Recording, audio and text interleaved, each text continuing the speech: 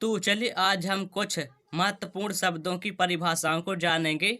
तो please video को like share and comment करना ना भूलें और हमारे चैनल को भी सब्सक्राइब कर लें और जो बगल में बेल आइकन है उसे भी प्रेस कर लें। तो चलिए अब हम वीडियो को स्टार्ट करते हैं और अब हम जान लेते हैं तत्सम शब्द क्या होता है। वे शब्द जो संस्कृत से अपरिवर्तित रूप में ग्रहण किए गए हैं और उनमें संस्कृत प्रत्यय जोड़े गए हैं तत्सम शब्द कहलाते हैं। अर्थात वे शब्द जो संस्कृत से ज्यों के त्यों उपयोग किए गए हैं उन्हें हम तत्सम शब्द कहेंगे, जैसे कंटक, धैर्य आदि। तो चलिए अब हम आगे बढ़ते हैं और अब हम जान लेते हैं तद्भव शब्द क्या होता है। संस्कृत के वे शब्द जो प्राकृत, अपभ्रंश तथा पुरानी हिंदी से परिवर्तित हो गए हैं उन्हें हम तद्भव शब्द कहते हैं। अर्थात संस्कृत के वे शब्द जिनको परिवर्तित किया गया है और फिर उनका उपयोग किया गया है तो उन्हें हम तद्भव शब्द कहते हैं, जैसे काम, कांटा, सांप आदि। तो चलिए अब हम कुछ तत्सम और कुछ तद्भव शब्द जान लेते हैं। जैसे तत्सम शब्द है अक्षी, तो इसका तद्भव होगा आँख। और तत्सम है उलूक, तो इसका तद्भव होगा उल्लू। और तत्सम है अज्ञान, तो इसका तद्भव होगा अजान। और अगला है कार्तिक, तत्सम शब्द, तो इसका तद्भव होगा कार्तिक। और तत्सम शब्द है अगला अंक, तो तद्भव होगा आँख। और अगला है तत्सम शब्द अन्न, तो इसका तद्भव होगा अनाज। अर्थात हम कह सकते हैं कि जो शब्द हमें कठिन से लगते हैं उनको हम तत्सम शब्द कहेंगे और जो शब्द हमें सरल से लगते हैं उनको हम तद्भव शब्द कहेंगे। तो चलिए अब हम जान लेते हैं देशज शब्द क्या होता है। भारतीय ग्रामीण अंचलों में अर्थात गांवों में अथवा जनजातियों में बोले जाने वाले शब्द देशज शब्द कहलाते हैं।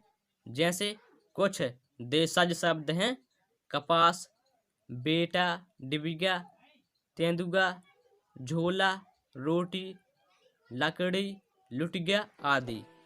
तो चलिए अब हम आगे बढ़ते हैं और अब हम जान लेते हैं आगत शब्द क्या होता है। विदेशी लोगों के संपर्क से सीखे गए शब्दों का प्रयोग हिंदी में होने लगा है, उन्हें हम आगत शब्द कहते हैं।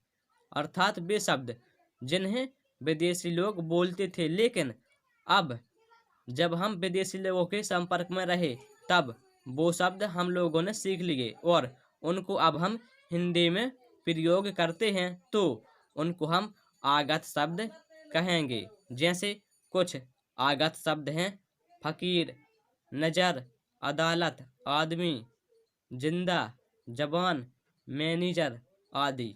तो चलिए अब हम आगे बढ़ते हैं और अब हम जान लेते हैं रूढ़ शब्द क्या होता है।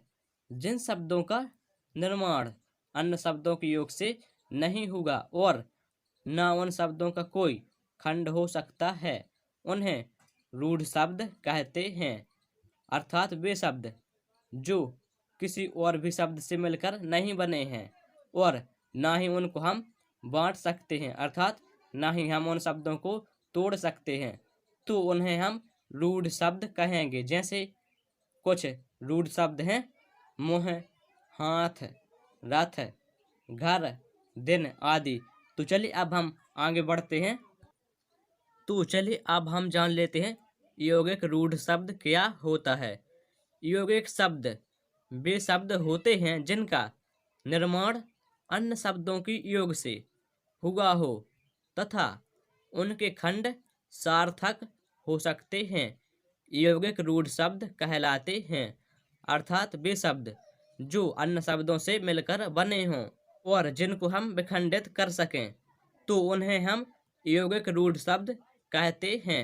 तो जैसे कुछ यौगिक रूढ़ शब्द निम्न हैं: बुढ़ापा, सुंदरता, नम्रता, हिमालय, अभिनेता आदि।